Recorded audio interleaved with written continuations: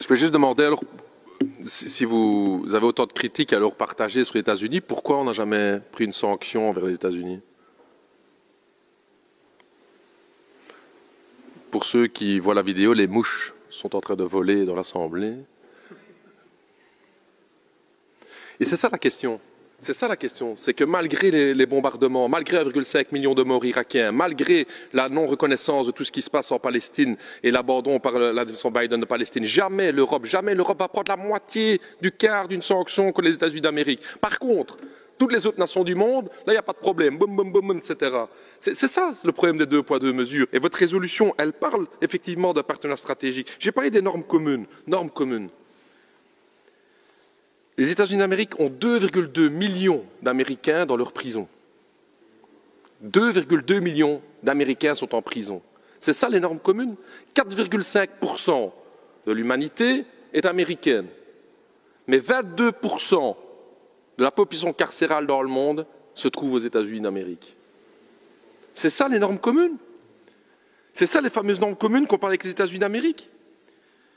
Le nucléaire, l'armement nucléaire. L'administration Biden annonce un remplacement de l'ensemble de l'arsenal nucléaire américain à hauteur de 1,7 milliard de dollars.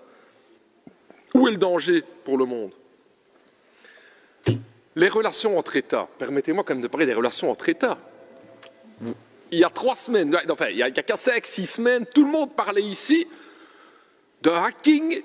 On n'avait aucune preuve, mais ça venait de la Chine. Les Chinois avaient hacké le Parlement européen. Oh, tout le monde en parlait, c'était le branle-bas de combat. Mais que font les États-Unis d'Amérique? Les États-Unis d'Amérique, tout simplement, ils mettent sous écoute téléphonique officiellement nos premiers ministres. Madame Merkel, toutes ces conversations, via le Danemark, la NSA américaine, met l'ensemble de nos premiers ministres sous écoute. Que fait l'Europe? Rien du tout, non, sorry, on va essayer de parler pas trop vite la prochaine fois au téléphone, comme ça vous entendrez mieux nos conversations.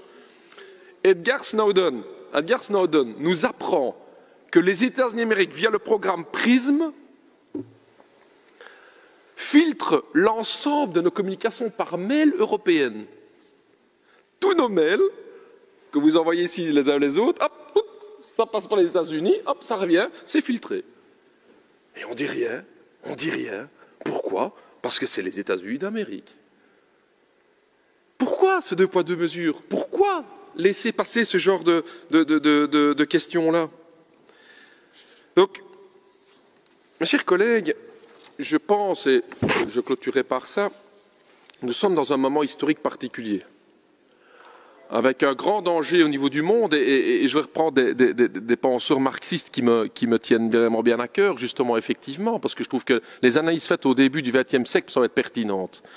Et je trouve que ce qu'un mec comme Lénine disait sur l'impérialisme était intéressant. Il parlait de la fusion entre le capital bancaire et le capital industriel. Et comment ce capital financier, qui était apparu au XXe siècle, avait une vocation hégémonique sur le monde. Je crois que c'est un élément important dans l'évolution de notre histoire. On n'a jamais connu une concentration de pouvoir capitalistique et industriel comme aujourd'hui dans le monde. Sur les 100 plus grandes entreprises dans le monde, 51 sont américaines. Elles concentrent des millions de travailleurs, des millions de dollars, des milliards de dollars, sont plus puissantes que les États. Ces entreprises exportent leurs capitaux et ont besoin d'une force armée pour pouvoir assujettir les marchés qui ne leur ouvriraient pas grand les bras. C'est ce qui se passe ces 50 dernières années. Aujourd'hui, vu la crise économique mondiale, vu les tensions entre grandes puissances, je pense qu'il y a un enjeu stratégique pour l'Europe et pour la Belgique de tendre la main à toutes les puissances du monde. Les États-Unis d'Amérique vont nous mener dans une guerre d'abord froide et puis chaude.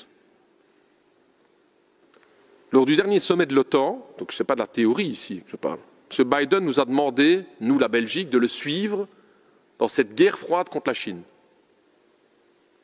en déclarant que la Chine est un rival systémique. Moi, je ne suis pas d'accord avec ça. Je ne suis pas d'accord avec ça.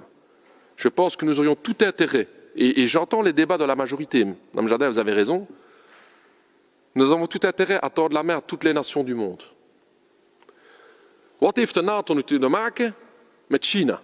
NATO, c'est l'Atlantique, dat is een Atlantische Oceaan. Sinds wanneer, beste collega's, is China aan de Atlantische Oceaan? Non, franchement, moi je pensais que l'OTAN, c'était pour les transactions, c'était une coalition transatlantique, c'était l'Atlantique, quoi. Et là, depuis que Biden est au pouvoir, je découvre que la Chine se trouve sur les bords de l'Atlantique. C'est quand même incroyable. Et donc, la France, et j'espère que la Belgique ne suivra pas, envoie des bateaux militaires américains, français en opération avec les Américains en mer de Chine. Mais qu'est-ce que l'Europe va aller foutre en mer de Chine? Vous imaginez que devant la mer du Nord, les Chinois commencent à parader avec leurs porte-avions? On fait quoi là? Je veux dire, c'est quoi ce nouvel ordre mondial qu'on est en train de faire là maintenant? Donc le danger de guerre est grand. Pourquoi? Parce qu'il y a crise économique. Une superpuissance comme les États-Unis d'Amérique n'acceptera pas de laisser tomber son hégémonie mondiale. Je demande aujourd'hui à l'Europe, à la Belgique, de ne pas rentrer dans ce jeu-là des États-Unis d'Amérique. De ce côté, ce partenariat stratégique, comme on nous le développe ici aujourd'hui, n'est pas une bonne chose pour les peuples du monde. Dat is ook een van de redenen waarom dat de vredesbeweging stilletjes aan actiever en actiever wordt. Dat is een van de redenen ook waarom dat er in de Verenigde Staten en in Europa een beweging tegen die koude oorlog aan het opstaan is. Quand quelqu'un comme Noam Chomsky indique clairement qu'on ferait mieux de balayer d'abord devant notre propre porte plutôt que d'aller indiquer tous les autres endroits dans le monde où on veut aller intervenir, je pense qu'il a raison. Quand ils appellent à mener une mobilisation contre la guerre froide, ils ont raison. Toute cette gauche progressiste américaine. Et donc, chers collègues, ça ne vous étonnera pas, c'est que le texte qui nous est soumis aujourd'hui ne rapporte pas, et c'est le moins qu'on puisse dire, l'enthousiasme du PTB.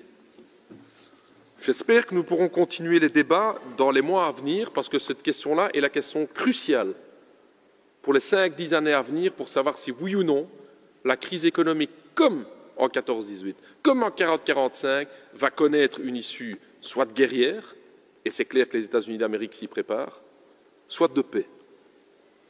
Cette question-là, nous, comme PTB, comme parti anti-impérialiste, on a choisi notre camp. Nous choisissons le camp des peuples du monde. Nous choisissons le camp des peuples du tiers-monde qui souffrent aujourd'hui sous la domination de ces multinationales américaines et européennes. Nous choisissons le camp de cette mobilisation des peuples du monde pour la paix. Parce que dans la guerre, il n'y a qu'une seule puissance qui peut en profiter, c'est celle du business. C'est celle des vendeurs d'armes. C'est les fameux Lockheed Martin. C'est toutes ces sociétés qui se font du fric et du fric et du fric pour armer de plus en plus la puissance impérialiste américaine aujourd'hui. Donc nous voterons contre ce texte, chers collègues. Nous voterons contre toutes les initiatives de jonctionner complètement l'Europe avec les États-Unis d'Amérique, et nous espérons que l'Europe pourra jouer un rôle de paix et pas un rôle de défense de ses propres intérêts géostratégiques basés sur le business. Nous, on ne veut pas rouler pour les Philips, on ne veut pas rouler pour les multinationales américaines, pour les Volvo et tout et quanti, les Renault et compagnie. Ce qu'on veut pour nous, c'est de rouler pour les peuples du monde, pour les travailleurs. Et les travailleurs n'ont pas intérêt à ces guerres inter-impérialistes. Les travailleurs ont intérêt à la paix et à les avancées sociales.